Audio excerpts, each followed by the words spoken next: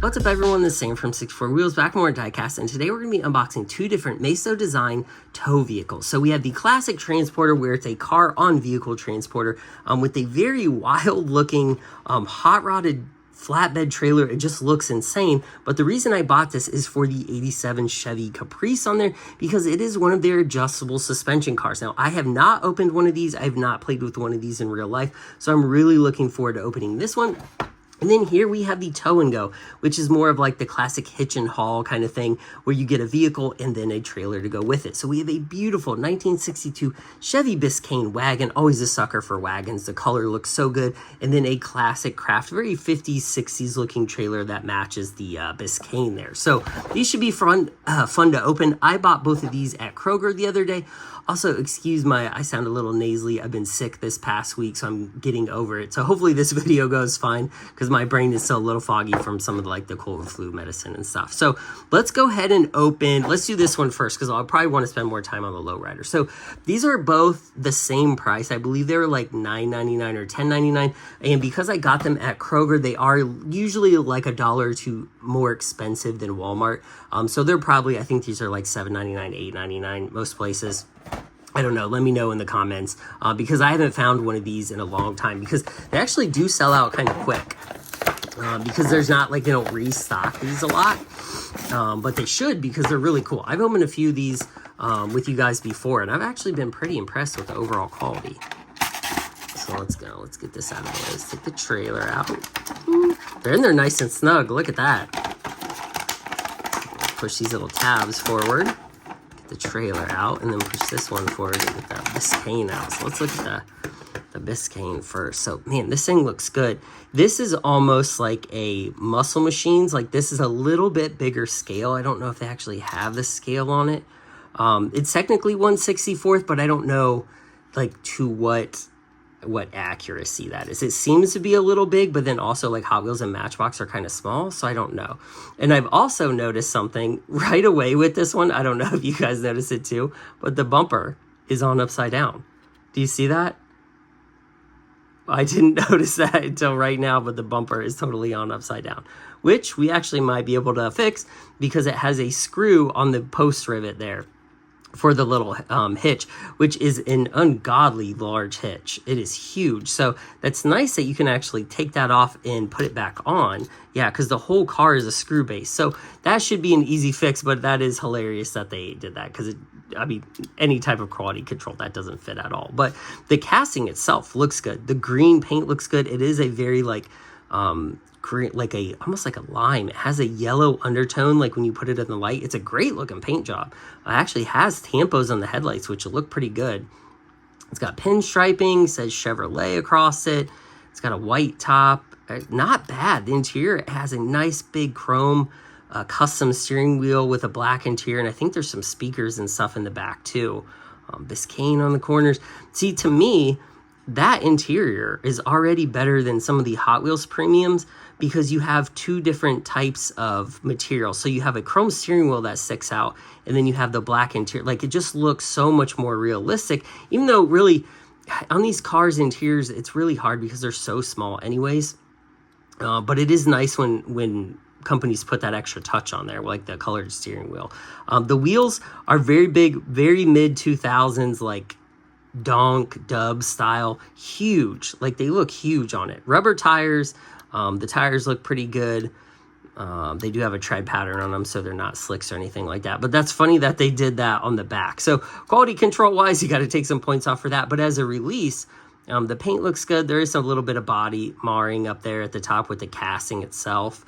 But the paint, and as a display piece, that looks pretty good. I would probably, I don't know if I would actually display it with the trailer because of how horrible the hitch looks. But when you put the two together, it's not terrible. It just is so gaudy, but the trailer is nice. This is metal, the whole metal base here. They've had this for a while. I don't know if it has a date on it, but it is screw base also. So if you're into customizing, these are really nice. Screw bases are perfect for customizing. So not a bad looking trailer. Some of the paint is not the best on it, at least on the other side, but the design itself is pretty cool. So in terms of the price, so Hot Wheels or a Matchbox hitch and haul are right around the same price, $7-8. And you don't get this level of paint quality and then the rubber tires. So these are a little bit of a step up. These are in between like a Matchbox hitch and haul and then a Hot Wheels Team Transport. This would be like the mid-grade, like the mid-level if you had to pick. But as a release, this looks awesome. I think it would have been cool to match the wheels on the trailer to the wheels on the wagon. That might have been a little cooler, but overall, it's not bad. I'm pretty happy with it. I definitely will have to unscrew it and fix that bumper, but it rolls really well. Like look how mean that looks just sitting there. It looks really nice. So not a bad release at all. So all right, let's check out this lowrider. So I have no idea what this transporter is absolutely wild. So I look at the back of them. I wish they had more, like kind of like Hot Wheels does with the track fleet, where they would tell you what other cars are in the actual line, because I don't really know these exist until I see them online or at the store. And it would kind of be cool to have a checklist of them somewhere that you could look at, like on the back of the card or something. So, all right, let's check this sucker out. Let's see how this goes. There, they do package these really nicely, I must say. They do take a lot of care in packaging. So let's look at this transporter. So it does have a moving part. It slides in and out so you can actually load the car, which is pretty cool. A lot of empty space there when that's off, but it looks pretty good. It does come with 6 rubber tires, which is cool. This is a lot of plastic. So the chassis is plastic. It is a screw base, so you can customize it as well. This whole thing is plastic. So the only metal you get on this is the actual like truck cab itself right here. This feels very toyish. It doesn't feel like collector's quality, but to me, it displays collector's quality. Like, to me, that looks like something you would get in an M2 display case. It just doesn't feel as heavy as an M2 because of the plastic used in it. But I like the design of it. The wheels are cool. The pinstriping is nice. The paint is nice. In my opinion, this is a super ugly truck. Like, it almost looks like a Volkswagen or some kind of, I don't know. I'm just not a huge fan of it. It's done nicely. Like, they executed it well. And the paint and the pinstriping is very nice on it. It's got a little amber light on the cab. The cab is nice. Maisto has decent quality. I know this one had a few issues like the upside down bumper, but overall, I haven't gotten too many things wrong with them. I don't buy a ton of them or unbox a ton of them, but I think they look good. Like, those taillights are pretty spot on. It's got more pinstriping back there. Not a bad truck. Let's roll it real quick.